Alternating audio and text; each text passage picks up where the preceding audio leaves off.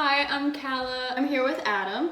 Pharmacist, PharmD, peptide certified, the practice consultant with Peptides Practices of America. So just kind of like a little introduction to the video. I'm going to be giving you clippets, basically just like one thing that I asked and then what we talked about.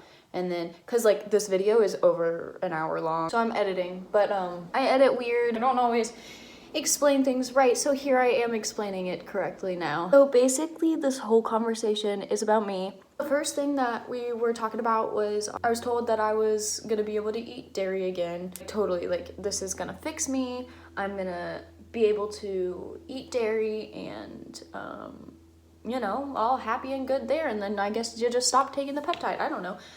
That's how I thought about it at first. Completely eat dairy after eating it for 2 months. I don't know if I personally believe that from what I have been experiencing so far. Stomach symptoms, and since I've been eating any amounts of dairy, because like sometimes I gotta cheat, you know. Right. With the way my stomach feels, like sometimes it's just like not always because I'm eating something, could just be like anxiety and it's like flaring up or something like that. Right. You know how what the peptide's gonna do and what it does.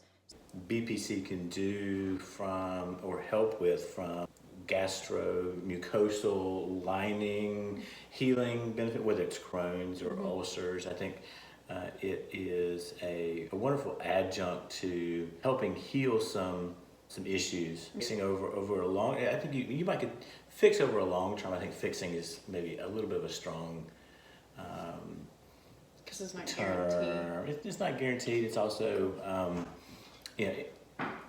everybody's so different. You know, your trigger for certain things may be different than somebody else's. Some things can be more stress, anxiety related.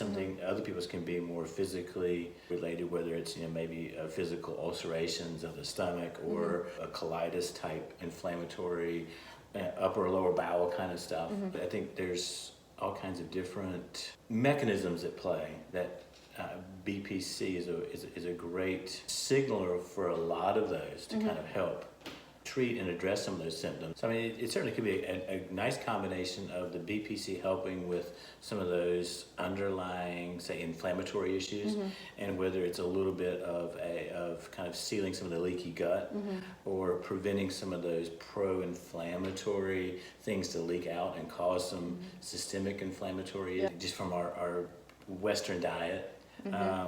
Some of our bad food choices, our over-processed food supply, just our general sugar consumptions and stress and all that kind of stuff. It leads to a lot of that kind of gastrointestinal mucosal breakdown, and all that stuff kind of leaks out into the circulatory system. They diagnosed me with lactose intolerance was whenever I had the colonoscopy and the endoscopy, and they took like the samples and whatever, and they said like my levels were just like totally off the charts, and like it was just super inflamed from that. And that was the only thing they said it was. Right. And that made me weary because I didn't think dairy was the only thing that could have been like adding to the causes. And of course, like even if I don't eat dairy, some days there is like still stomach pain. So like I think there's an underlying cause too. But since taking the BPC, I haven't had any of those underlying causes like from anything that I eat. It's only if I eat dairy now. Right.